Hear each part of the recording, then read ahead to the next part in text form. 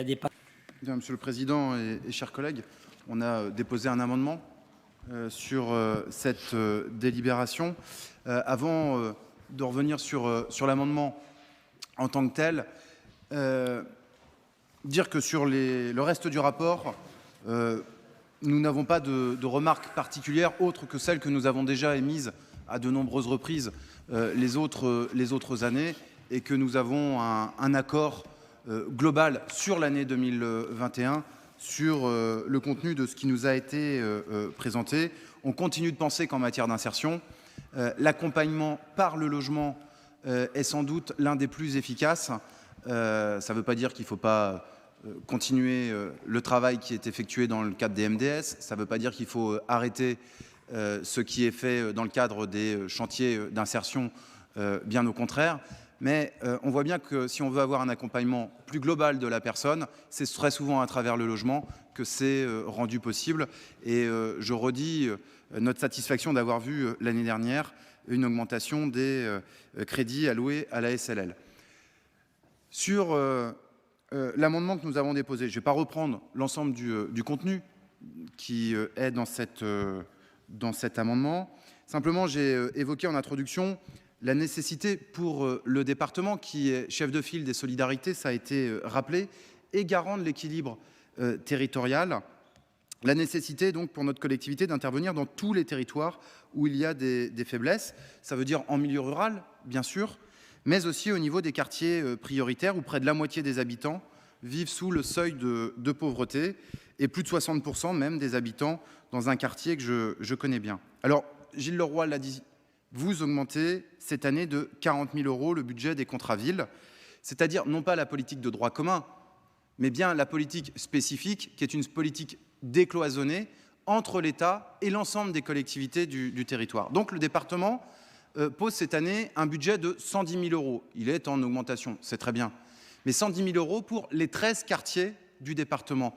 Je veux juste rapprocher ce chiffre-là quand on parle de la façon d'accompagner les communes qui connaissent des difficultés. Moi, j'en connais une beaucoup mieux que les autres, qui s'appelle Trélazé.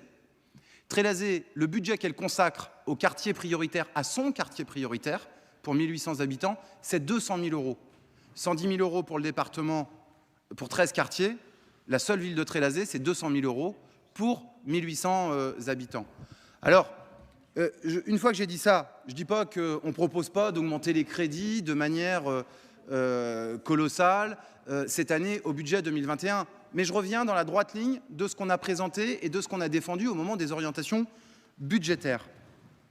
Le maire d'Angers, on l'a dit, au moment où il y a eu les événements du réveillon, pointait du doigt le problème de la parentalité, qui est une compétence du département. Et nous, on pense que lorsque le maire d'Angers met ce débat sur la table, il est normal qu'on puisse aussi s'interroger et apporter des réponses à la mesure de nos responsabilités.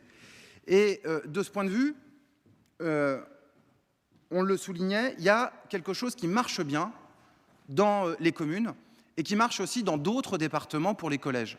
C'est le programme de réussite éducative. Le programme de réussite éducative, c'est un programme qui permet de réimpliquer les parents dans l'éducation des enfants qui sont en difficulté, qui sont justement dans ces quartiers prioritaires. Et moi, j'ai eu à mettre en place des actions, notamment je pense au club coup de pouce, où on voit l'efficacité de petites enveloppes. Et donc, ce qu'on vous propose à travers cet amendement, c'est effectivement, à travers 160 000 € supplémentaires, de verser des enveloppes de 15 à 20 000 € dans les collèges pour qu'on puisse fédérer les enseignants, les acteurs de l'éducation nationale, les travailleurs sociaux, mais aussi les maisons de quartier, éventuellement les clubs sportifs ou des associations culturelles, mais je pense aussi à des maisons comme la maison des parents et des adolescents ou d'autres structures qui accompagnent les acteurs et les familles. Ça ne mange pas beaucoup de pain. Moi, je le dis, je ne suis pas élu du monde rural. Donc, il y a forcément des faiblesses que vous, d'autres élus ici, maîtrisent beaucoup mieux que moi. Simplement, je le dis, nous sommes élus aussi de ces milieux urbains où il y a des difficultés. Ce n'est pas de droite, ce n'est pas de gauche, ce n'est pas du centre.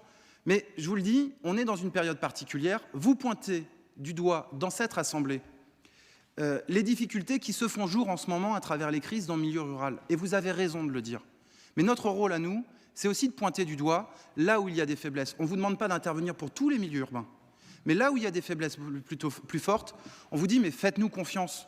Et je vous le dis vraiment du fond du cœur, faites-nous confiance. Si on le pose sur la table, c'est bien évidemment parce qu'on pense qu'il y a une urgence à apporter des réponses. Voilà, et on veut vous dire que si vous votez cet amendement, on se tient prêt bien évidemment à vous accompagner avec les services pour que dès le mois de septembre puissent être mises en place des actions de ce type dans les collèges qui scolarisent des enfants de ces quartiers pour réduire les tensions. Je vous remercie. Merci.